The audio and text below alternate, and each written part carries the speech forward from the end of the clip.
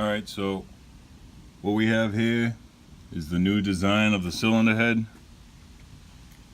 And what I'm going to talk about in this video is the different shapes of the combustion chambers and why the shapes of the combustion chambers are important. If you're looking for information on valve seat angles, valve sizes, exhaust size, diameter and length, and intake size, diameter and length, there's other videos I have on that. Check those videos out now. But in this video, what I want to talk about is combustion chamber shape and why the shape of the combustion chamber is important. Alright, so the number one thing in a combustion chamber is unshrouding. And the number two thing in a combustion chamber is compression. And the number three thing in a combustion chamber is swirl. Okay? So, you know, you need all three of those. You need to get the air in unrestricted. You need to have, at that point, enough material left to still have a combustion chamber, to still have your compression at a certain height or a certain amount, certain combustion ratio. And then there's other things to worry about, you know, to really make the power. You can get the air and fuel in, but if you don't have an air and fuel mixture that's good, you won't be making all the power that you possibly could. So swirl is definitely something that you really want to make a point to get in your combustion chamber. You know, compression ratio is pretty easy. With a lot of the heads, to get a compression ratio, what most people do is just mill them down. And that right there is a quick, cheap, easy way to get your combustion chamber smaller, which will in turn raise your compression ratio. Now, there's a few things about this combustion chamber in general that make this the optimum shape. This is probably, I'd say, my 8th variation of the combustion chamber, and it seems the more I go and flow test the heads and people that I talk to about the heads, and when we different flow test benches that are used with different procedures for measuring swirl, wet flow, manometers, you know, velocities within the port, and you know, different areas of the intake, and mapping that out and seeing which areas of that valve flow, you know, enough. So a common thing, so let's talk about flow first and unshrouding. So the number one thing when you're doing a cylinder head, the first thing you would do is always scribe your head gasket on to whatever size CC engine you have. So the smaller, like a 340 or a gx390, 340, they're going to have a smaller head gasket. The piston is smaller. So what this line represents that's scribed on here is the piston. Now that's your head gasket. So in this situation, I'm using a 92 millimeter piston, which is a 460 cc with the 71 millimeter stroke crank. And this line here represents the piston of 92 millimeter. So I scribed my gasket onto the head, and at that point, that gives me a reference of a point where I can't go any further, because if I take material out past that line, I then will have a problem with sealing my head gasket. Say if I was to take this corner out and bring it down to, like, say here, when the piston comes up and presses the gas is going to want to squeeze under the gasket, and that's going to give it an escape route where it's just going to squeeze under the gasket. And areas like right here and right here where there's not much gasket material, those are areas that you really want to make sure you don't go too big on. You want to go right up to the line but not past the line. Now remember, when you scribe the line on, that is going to be just inside the gasket, so you can take it right to the line. And that's something I would suggest, because when you do remove it right to the line, this is now in in a straight parallel path with the cylinder, with the cylinder of the piston cylinder. And when air comes in, it can travel straight down the wall and get down into the bottom of the piston faster, instead of an area like, say, here, where it's going to come and it's going to tumble. Now that tumble does come into play with the swirl and the tumble that we were talking about. But for number one thing, when you're coming into a combustion chamber and we're talking about just to getting the head to flow, what you want to do is unshroud the valves. Now, something that I found that works out best to unshroud the valves is 200 thousandths of an inch around the valves. A lot of the time, if you can get to 200 thousandths of an inch around this exhaust valve, your exhaust valve is most likely not big enough. With a lot of the newer heads, like say the LS3 engine, they've actually moved this guide for the valve over and the entire valve over, which allows this to come over, which allows a bigger intake valve. In this situation, I can't get any bigger of an intake valve because it'll just be shrouded, and if any bigger valve was installed, it would actually probably drop down in flow.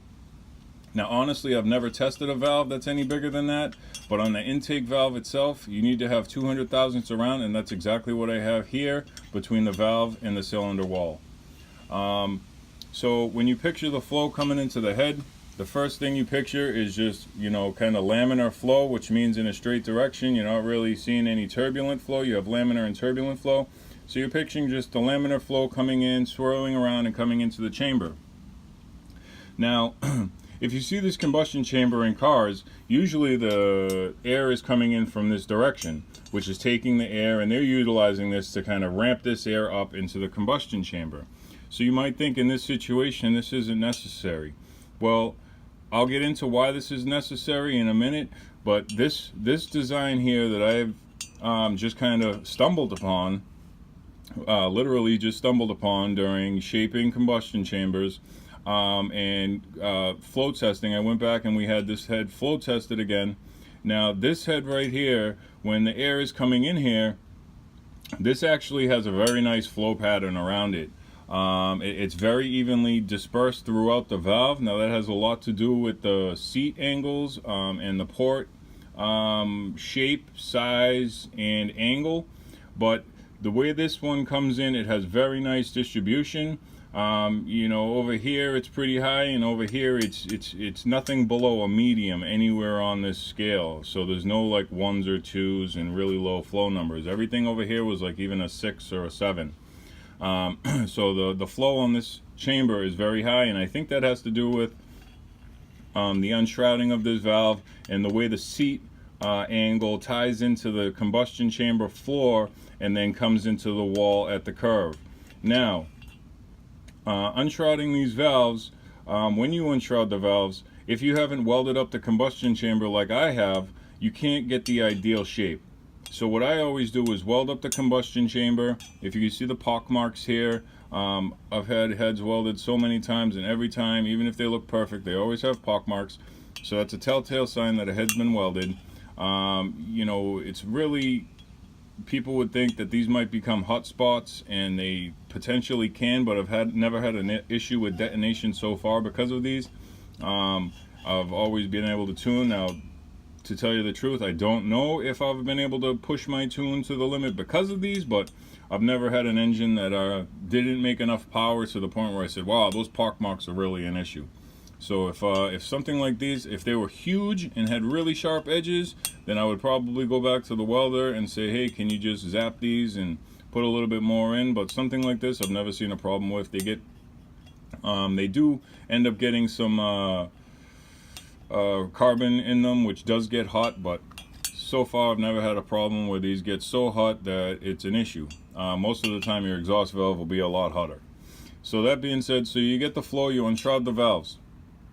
Now once the valves are unshrouded, what you want to make sure is this kind of goes with your compression ratio. Now in a normal unwelded head, if you go in and you put a bigger intake valve and you unshroud that valve and you unshroud the exhaust valve, you're going to end up with a very low compression ratio. So sometimes, you know, in that situation, you would definitely want to mill the head. But if you have a high lift cam or something like that, milling the head necessarily isn't the best option. You know, and these heads you could take off like 85, 90 thousandths before you get into the bottom fin. And I've always ended up, the most I've ever milled off a head I think was 85 thousandths. And I honestly don't think, it might have been right over in this area, kind of starting to taper off, but over here it still had flat surface. You could still see the protrusion of the gasket surface. But I think right over here it started to kind of fade in. But to get your compression ratio up, you would definitely want to weld the head in. So you would, the best optimum head would be a welded head, big valve, and then completely unshrouded valves. And then you would definitely have to start worrying at that point about your cylinder fill, the laminar, not the laminar flow, but the swirl and the cylinder filling, and trying to get the air down to the bottom of the cylinder, still atomized and still kind of in motion. That motion is definitely going to make a lot more power. If you don't have a lot of motion in the air fuel mixture, basically like a stale mixture or a still mixture, it's not going to make a lot of power. It'll tend to kind of drip, bead up down the sleeve of the cylinder, puddle down on the piston, drip off the edges of the valve. And this would probably happen at different flow rates. You know, as your engine goes through different lifts of the valve, the flow rates change. So at a lower lift you might have a higher velocity through the valve, and you might see a problem that at a high lift might disappear. So you might end up seeing some fuel dripping off the valve at a high lift or a mid lift or medium RPM or a mid lift range, and towards your high lift or on your low lift it might not be there. So don't really get caught up in the dripping off the valve during flow tests. Just kind of see what RPM range it is, and if it's in your power range, then you would want to try to make some changes to get that out of your power range. In this cylinder head, we don't really have any problems with that. We dealt with that with the back cuts and the angle on the valve and the port angle. But in this, one thing that really made a huge difference was this cutaway right here. And why this made a difference was because when you look at this and you look at the air coming in, and it comes in around the valve, okay? So over here it comes up, over here it comes up, over here it comes up, over here it comes up. You know, this right here, this side of the valve is definitely the high flow area. Most of your air is coming out here, which is a great setup in these style engines, because this whole area here is just open air inside the cylinder, so it could just rush in. Now any air, now in a port, your port is biased, so that means one side is smaller and straighter walled in the bowl, and the other one has more of a taper and is bigger and maybe even deeper. So that the bias is going to have the flow of air create a swirl around the valve. So in these engines, the bias is on these sides. So on this side, it's going to flow the air in, and it's going to want to swirl the air in the cylinder in this direction. So when the air is swirling in this direction, it's going to hit this ramp and it's going to come down and help fill the cylinder. Now, there's a bunch of other things to think about besides just cylinder fill with the shape of a combustion chamber.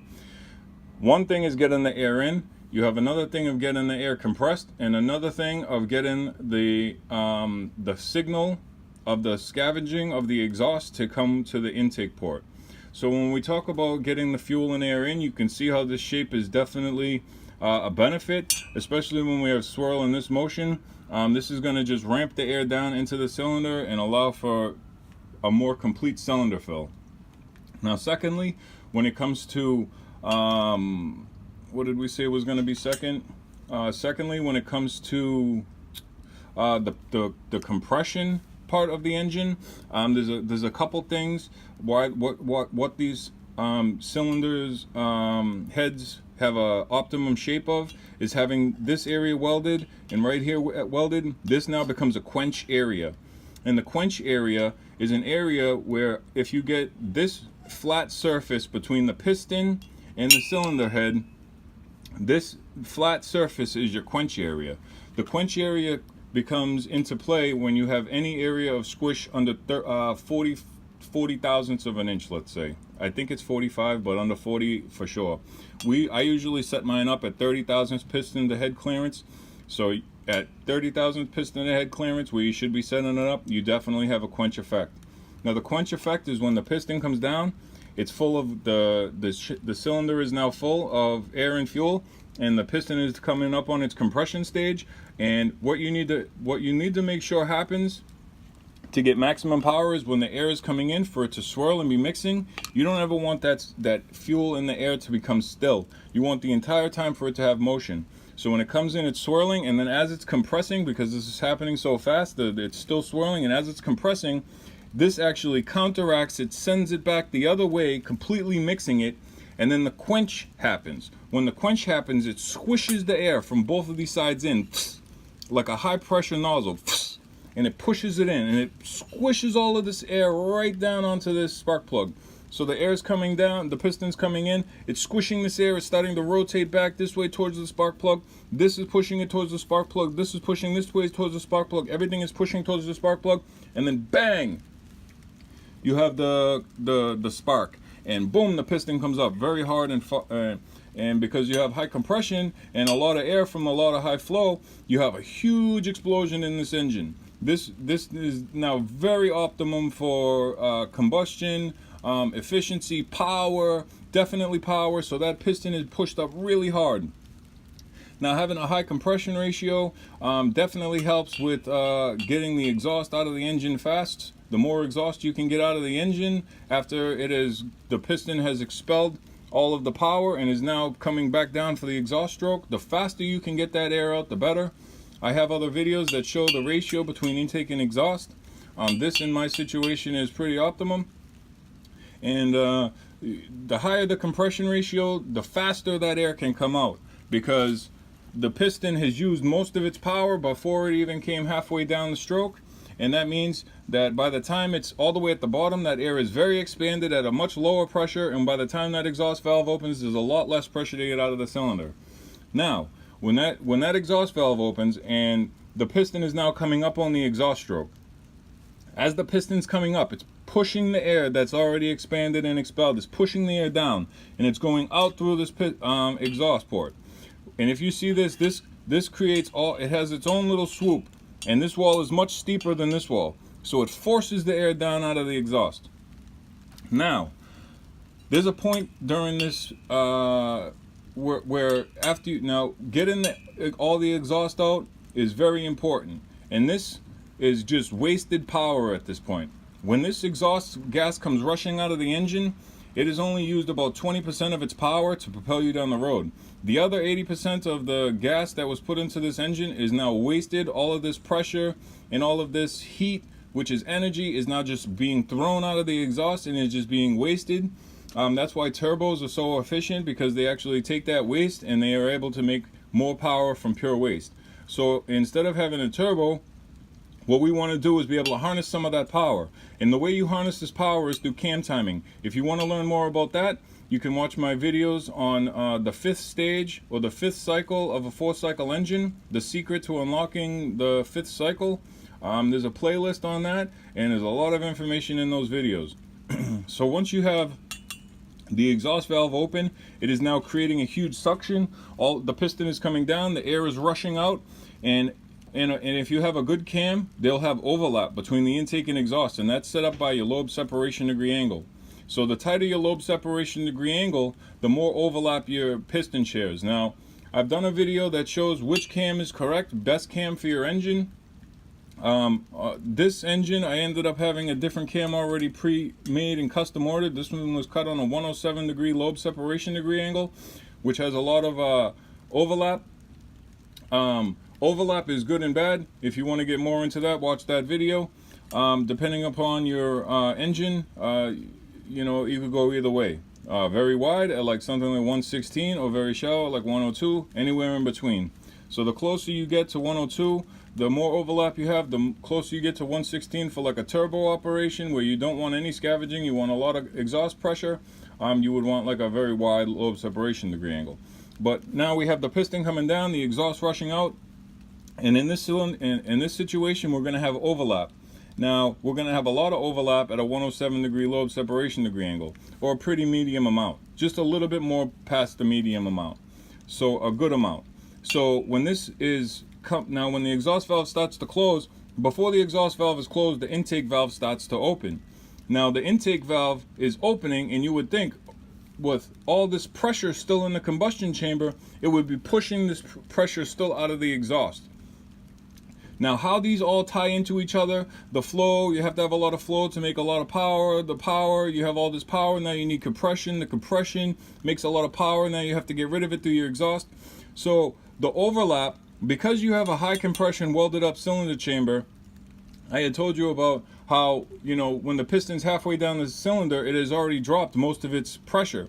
So after the piston starts coming up and the exhaust valve opens and it's dispelling the energy, when this valve, the intake valve opens and they're both open, there's going to be so low pressure in the cylinder, all of it actually has already entered the exhaust pipe. And as it's entering the exhaust pipe, the pressure wave is traveling down. And as the pressure wave is traveling down the exhaust pipe, it's creating a low pressure area behind it. So you would think that this, when they both open at the same time, some exhaust would come out through the intake. That is not true. The cylinder at this point in time has actually come down to a negative bar, which it could be 14 or more PSI negative. At that point, when these two valves are open, this exhaust valve is at a negative PSI, creating a suction in the cylinder. So when they both open, it creates a suction through the exhaust, through the intake, which then initiates this intake charge way fast compared to the regular intake charge, and this air comes rushing into the cylinder, pre-charged like a supercharged event, helping to fill the cylinder, which then comes into the situation of more flow, then comes into the situation of the swirl, then comes into the situation of the compression, and then the quench areas and the shape and the valve overlap. So that's why this combustion chamber shape is so efficient, because even during the overlap period, if you drew a line from here to here, it's a straight line. From here to here, it's a straight line. There is no blocking in between here.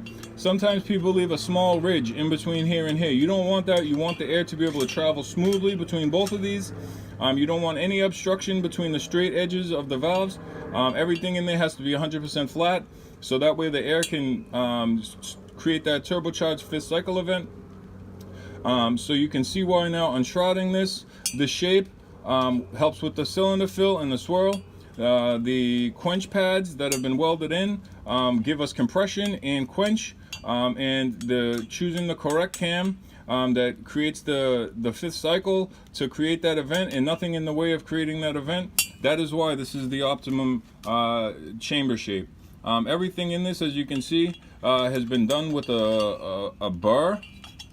I have taken this all out with a burr, and I have a few different burrs. Some burrs like this.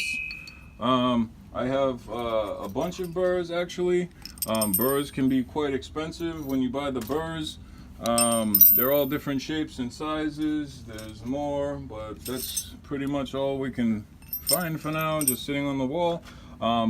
So there's a bunch of burrs that you can use. These burrs all have different shapes to them, and all the different shapes are for different areas in the head. Say for an area like this, you might want to use a bigger, larger burr and come in from this angle, and then maybe over here you might want to use one of these like straighter burrs with the cylinder on it, and you might want to use some burrs like this to come in here and just kind of give this the taper that it needs. But all the different burrs are used for different reasons.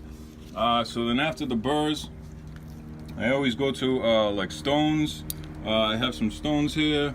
These are the stones that I use, all different shapes of stones. I will come in here and I'll use the different stones like I use the burrs. Kind of just unroll, getting rid of all of the ridges that are left behind by the burrs. They kind of leave a bumpy surface. Sometimes it might look smooth, but it's in turn very bumpy. I don't know how this comes out on camera, but in person this thing is like a glass.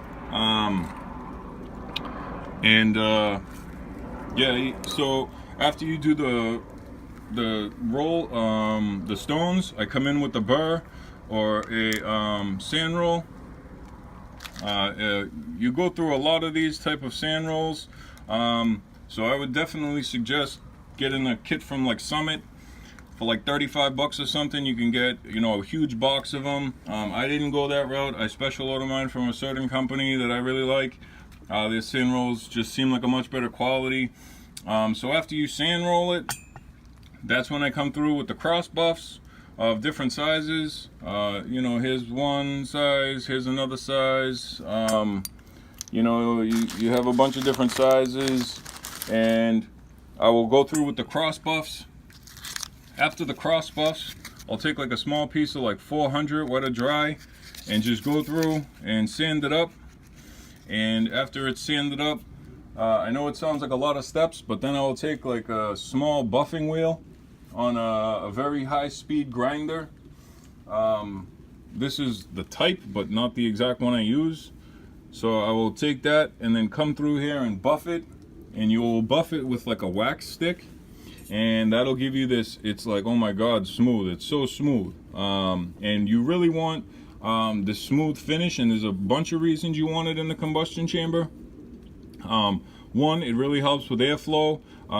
You know, in here, everything else at this point should have been doing its job. So areas like this, you shouldn't be worried about, oh, is my fuel gonna start to drip?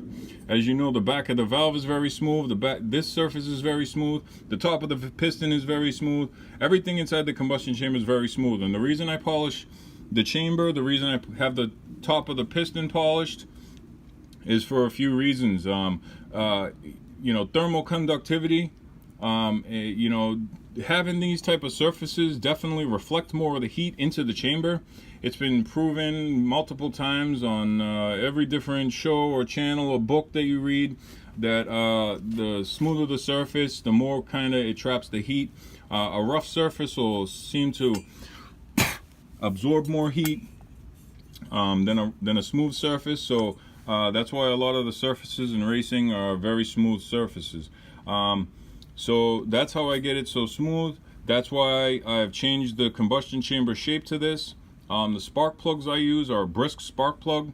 I like brisk spark plugs because they don't have the electrode strap, and they create a larger spark. You are going to need probably to upgrade your ignition system at least to an original Honda coil or bigger MSD. But these things definitely help make your power. This is how I've found to make the best power. You know, this is like top secret right here. Nobody will tell you why or how or exactly how these are made. I want to put that information out there. I'm going to be entering a competition next month. I actually had a tragedy last night, or yesterday morning. I woke up, my phone, which I do all my videos on, all my information, all my contacts, everything, my phone was just completely dead. My iPhone, I went to the Apple store, they just tried to connect it to the computer, and they said, oh, terminal problem, cannot. They said, oh, well, good news, we'll give you another phone, you have Apple Care. Well, to me, that's not good news. I lost all my information, all my videos, thankfully. I'm still able to log into my YouTube channel, but I had to go back through Amazon and eBay and PayPal and everything and all my credit cards and reset it back up.